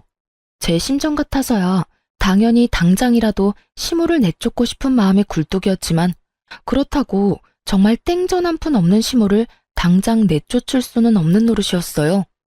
그렇게까지 모질게 굴고 싶지는 않았죠. 그때까지만 해도 남편을 사랑하기도 했고 그런 남편의 부모이니 그대로 시모를 내쫓고 마음 편히 살 자신도 없었습니다.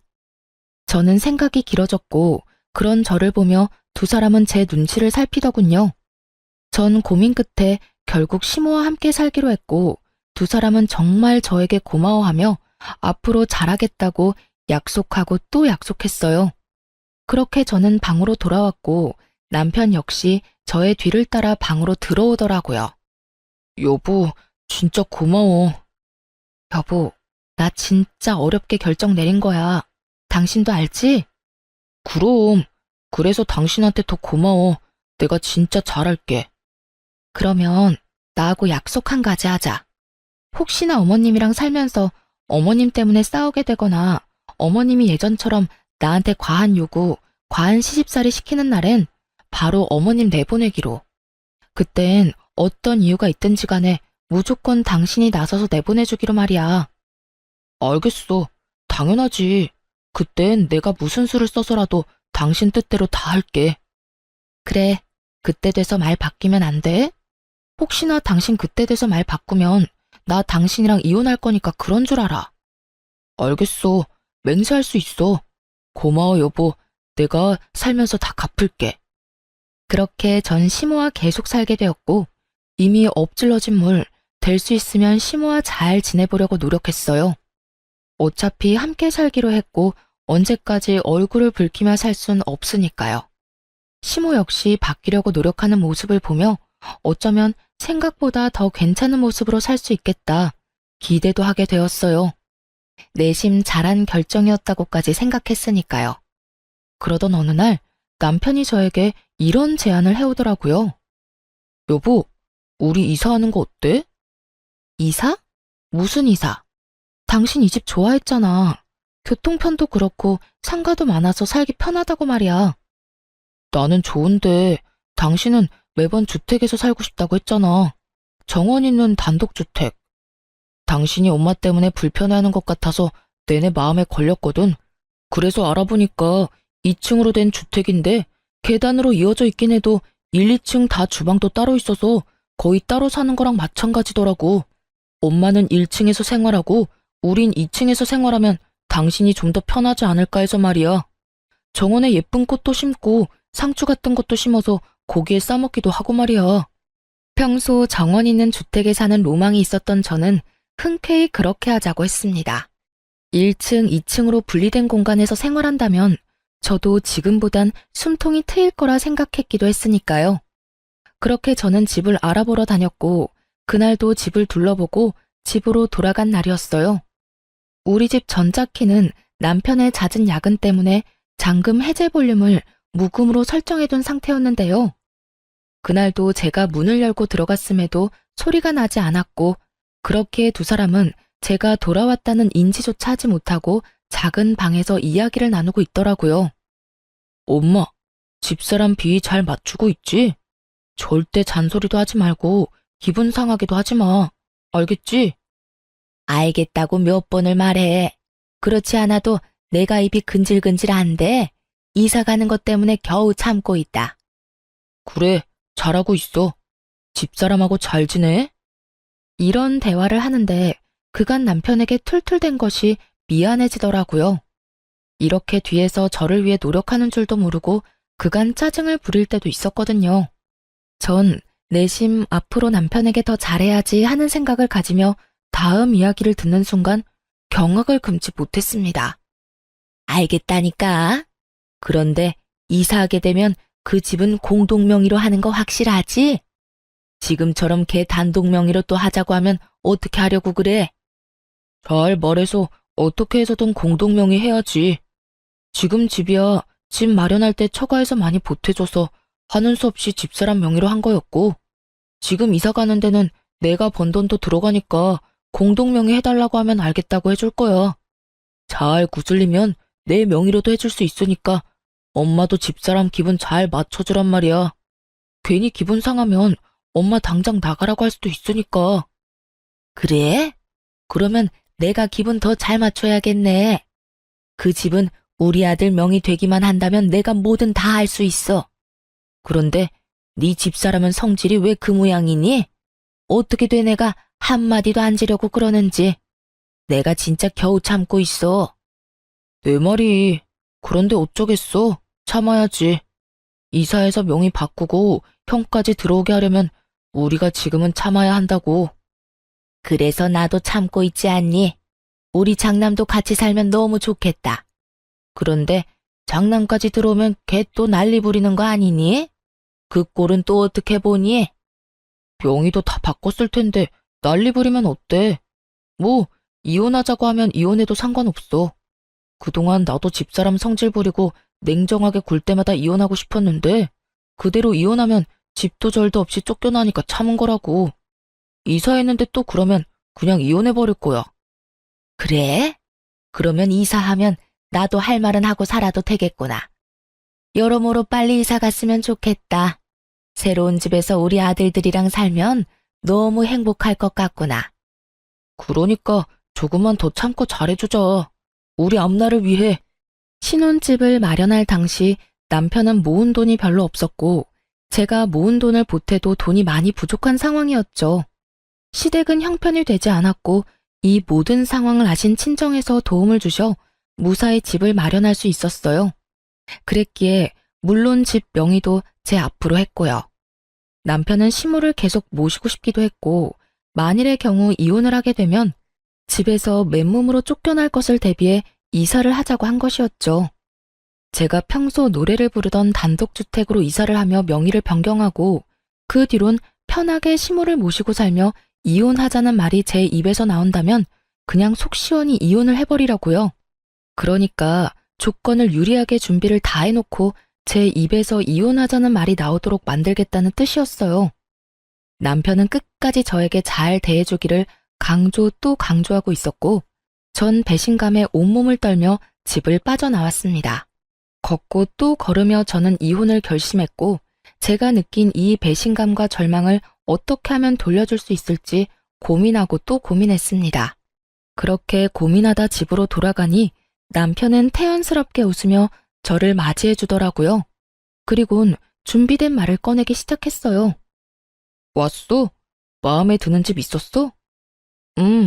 괜찮은 곳이 있긴 한데 금액이 좀 부담스러워서. 그래? 그래도 당신 마음에 드는 게 제일 중요하지. 대출도 있으니까 그런 건 걱정하지 말고 거기로 하자. 그래서 하는 말인데 이사 가는 집 명의는 내 명의로 하는 건 어때? 대출도 내야 하면 아무래도 직장 있는 내 명의로 하는 게 좋을 것 같아서. 그리고 세금 문제도 있으니까 여러모로 공동 명의보단 내 명의가 좋을 것 같은데. 당신 생각은 어때? 눈을 반짝이며 물어오는 남편과 그런 남편의 옆에서 아무 관심 없는 척하며 귀를 기울이고 있는 시모. 두 사람을 보고 있는데 정말 표정 관리가 안 되더라고요. 그래서 전 피곤한 척 얼굴을 쓸어내리며 원하는 대답을 해주었어요. 그래, 그렇게 하자. 그런데 거기 알아보니까 빨리 입주했으면 하는 것 같더라고. 그러니까 일단 당신이 대출 먼저 받아서 계약금 넣고 잔금은 최대한 우리 집 사려는 사람이랑 날짜 맞춰보고 안 되면 이 집 담보대출하고 당신 대출 내고 해서 맞춰보자. 어때? 좋아, 알겠어. 그 순간 저는 보았습니다. 두 사람이 눈빛을 교환하며 환하게 웃는 모습을 말이죠. 당장이라도 환히 웃고 있는 두 사람에게 물이라도 끼얹고 싶었지만 제 기분 잠깐 풀자고 제 계획에 찬물을 끼얹을 순 없는 일이니 참고 또 참았습니다. 그렇게 이삿날이 다가왔고 분주한 분위기에서 제 복수는 시작되었어요. 남편과 시모는 이삿짐 차를 타고 기다렸고 전 그 뒤를 따라가기로 했었죠. 하지만 전 그 뒤를 따르지 않고 예약해뒀던 호텔로 향했습니다. 호텔에 도착해 아침부터 뒤집었었던 먼지를 씻어내고 나니 남편에게 전화가 오고 난리통이 벌어지고 있더라고요. 여보세요? 당신 어디야? 왜 안 와? 아니 그게 중요한 게 아니라 당신 잔금 안 넣었어? 아직 잔금이 안 들어와서 열쇠 못 준다고 해서 우리 들어가지도 못하고 그대로 집 앞에서 대기하고 있다고. 이삿짐 직원들은 바쁜데 언제 옮기면 되냐고 난리고. 부동산 직원은 왜 입금 안 되냐고 난리고. 어떻게 된 일이야? 어떻게 된 일이긴 큰일 난 일이지. 큰일이라니? 나 당신이랑 당신 엄마랑 하는 이야기 다 들었어. 갑자기 이사한 이유가 집 명의 당신 명의로 하고 나랑 이혼하고 싶어서였다며? 나랑 이혼하고 그 넓고 좋은 집에서 당신이랑 당신 엄마랑 당신 형까지 당신 식구끼리 행복하게 살고 싶어서라며. 내가 얼마나 기가 막히던지 배신감에 치가 다 떨리더라. 여보, 그게 아니라 난 당신이랑 이혼하겠다는 뜻이 아니었어. 당신이 우리 엄마랑 무슨 일 생기면 나랑 이혼하겠다고 하니까 그런 일이 일어나기 전에 나도 내 살 길 만들어 놓으려는 마음에서 그랬던 거야. 내가 당신이랑 어떻게 이혼해? 난 아직 당신 많이 사랑하는 거 알잖아. 글쎄, 난 앞에서 하는 말보다 뒤에서 하는 말이 더 신뢰도가 높다고 생각하는 사람이라서 말이야. 들어보니 당신 엄마는 이사하고 집만 당신 명의로 되기만 하면 나를 쥐잡듯이 잡을 요량이고 당신은 그걸 말릴 생각도 없어 보였으니 우리한테 남은 건 이혼뿐이지 않았을까? 난 결국 버티지 못하고 이혼하자고 했을 테고 당신은 알겠다 했을 테니까 말이야. 그랬다면 난 그냥 바보같이 맨몸으로 그 집을 나왔겠지. 당신이랑 당신 엄마가 바라던 대로 말이야. 아니야, 여보. 절대로 아니야. 다 당신 오해라고. 일단 와서 이야기하자. 와서 내가 자세히 다 설명해 줄 테니까 일단 이리로 와. 아니, 거기 어디야? 내가 갈게. 내가 지금 당장 갈 수 있어. 아니, 올 필요 없어. 당신은 이삿짐 정리해야지. 여보, 그러지 말고 이야기 좀 하자. 우리 짐도 다 싸서 왔고 이미 계약금도 넣었어. 아무리 오해 때문에 화가 났다고 해도 그렇지 이건 너무 심하잖아. 일단 잔금부터 넣어. 넣고 그 다음에 이야기하자. 여기 당신 때문에 기다리는 사람이 한둘이 아니라고. 이 사람들은 아무 잘못도 없잖아. 그러니까 일단 잔금부터 좀 해결해줘, 응? 남편은 애절하게 매달리고 있었고 전 그런 남편의 말들을 그저 듣고만 있었어요. 도대체 어디까지 거짓말을 하나 궁금했거든요. 그렇게 한참을 애걸복걸하던 남편은 제가 아무런 말도 하지 않자 화가 머리끝까지 났는지 소리를 고래고래 질러대더라고요. 당신 진짜 이런 식은 아니라니까. 당신 하나 때문에 이게 뭐야? 진짜 이혼이라도 하고 싶어서 이래? 이혼을 하든 뭘 하든 다 해줄 테니까 일단 돈부터 넣어. 잔금 당장 넣지 않으면 내가 당신 진짜 가만 안 둘 거야. 여기에 들어간 계약금이 얼만데 내가 너 가만둘 줄 알아? 가만 안 두면 어쩔 건데? 당신 말대로 난 이제 당신이랑 이혼할 건데 당신이 날 어쩔 거냐고. 이혼? 진짜 나랑 이혼할 생각인 거야? 나 당신이랑 이혼할 거야. 그러니까 잔금은 알아서 처리해. 어차피 나 빼고 네 가족들이랑 살 집이었으면서 내 돈을 바라는 건 너무 파렴치한 생각 아니야? 어떻게 된 인간이 그런 계산까지 할 수가 있어? 내가 진짜 내 귀를 의심했지 뭐야. 어쨌든 난 당신이랑 이혼할 거고 내가 살지도 않을 집에 잔금까지 내줄 생각 없으니까 그런 줄 알고 알아서 처리해. 내가 돈이 어디 있어서 처리해. 계약금도 다 대출 내서 낸 건데. 이혼할 마당에 내가 그런 것까지 걱정해야 해? 대출을 더 내든 계약금을 포기하든 둘 중에 결정해서 해결하면 되겠네. 야, 너 진짜 미쳤어? 어디 많이 아파? 아니, 당신 지금 많이 아파. 당장 나랑 병원 가봐야 한다고. 그러니까 어딘지 말해. 지금 어디냐고. 미친 건 당신이거든? 난 더는 당신이랑 할 말 없으니까 나한테 이럴 시간에 당신 상황이나 빨리 해결해. 이럴 시간 있어? 해결하려고 당신하고 이러고 있는 거잖아. 여보, 제발. 당신이 생각하고 있는 거 다 오해야. 난 당신하고 이혼할 생각도 없고 엄마가 당신 괴롭히는 거 그냥 두고 볼 생각도 없었어. 그냥 엄마가 그렇게 이야기하니까 그 장단에 맞춘 것 뿐이야. 그래, 당신이 엄마랑 살기 싫다고 하면 지금이라도 엄마 나가라고 할게. 그러니까 여기 무사히 잔금 치르고 우리 둘이 여기서 행복하게 살자. 새로운 집에서 새롭게 시작하는 마음으로 그렇게 살자고, 응? 그러니까 제발 지금 어딘지 말해줘. 아니, 당신 혼자 있고 싶으면 며칠이든 혼자 있어도 되니까 잔금만 좀 해결해 주라, 응? 남편은 이랬다 저랬다 하며 저에게 화를 냈다가 설득했다가 아주 난리를 부리고 있더군요. 완전 미친 사람이 되어가는 남편과 계속 이야기를 나눠봤자 득될 것도 없을 뿐더러 괜한 시간 낭비라 생각되었어요. 이미 복수는 충분했고 그들에게 제가 느낀 감정을 곱절로 돌려줬으니 이쯤 하면 마무리해야겠다는 생각이 들기도 했고요. 야, 잘 들어. 나 너랑 이혼할 거야. 난 이제 너 같은 인간이랑 같이 살고 싶지도 않고 말도 섞고 싶지 않아. 그러니까 나한테 뭘 바라지도 마. 그러면 그런 줄 알고 법원에서 보자. 아, 나 당신이랑 당신 엄마한테 위자료 청구도 할 거니까 그런 줄 알고 잘 준비해서 법원에서 보자. 형편되면 변호사 선임도 좀 하고 말이야. 그렇게 전화를 끊어버렸고 전 다음 날부터 이혼 준비를 시작했어요. 남편과 지내며 남편의 휴대전화에서 시숙과 나눈 대화를 미리 확보해 놓았던 터라 수월하게 위자료까지 다 받아내고 이혼을 할 수 있었죠. 전 남편은 결국 대출까지 받아 넣었던 계약금을 날렸을 뿐만 아니라 전 시모와 본인의 위자료를 내느라 더 큰 빚을 지게 되었다고 하더군요. 그렇게 거지가 된 두 사람은 전 시숙의 좁은 집으로 들어가게 되었다고 하고요.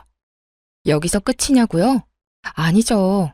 그나마 그 집에서 직업이라도 좋던 전 시숙도 병원에서 잘렸다는 소식을 들을 수 있었어요. 주식에 제대로 빠져버린 전 시숙은 그 큰 돈을 날리고도 정신을 차리지 못하고 주식을 하다 진료도 제대로 보지 않고 지냈다고 하더군요. 그래서 결국 병원에서도 쫓겨나게 되었고 그 좁은 집에서 빚쟁이가 되어버린 채 옹기종기 잘 모여 산다는 소식을 들을 수 있었어요. 이혼을 하고 난 후 저는 잘 지내고 있습니다.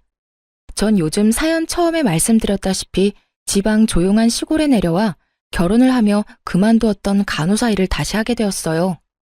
이곳에서 어르신들과 이런저런 이야기도 나누고 때론 싸우신 음식들을 먹으며 지내는 것이 저에겐 큰 위로가 되기도 하고 즐겁기도 한 요즘이에요.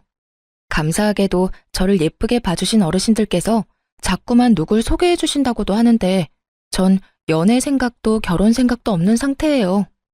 그저 저만 생각하고 저에게만 집중할 수 있는 이 생활이 너무 즐겁고 만족스러워 다른 생각이 전혀 들지가 않네요. 앞으로 제 앞날이 어떻게 될지, 제 생각이 어떻게 변하게 될지는 모르겠지만 현재는 지금 이 생활을 좀 더 즐기며 행복하게 살아가 보려고요. 다들 응원해 주실 거죠? 긴 사연 함께 해주셔 감사하는 말을 전하며 저는 물러가 볼게요. 감사합니다.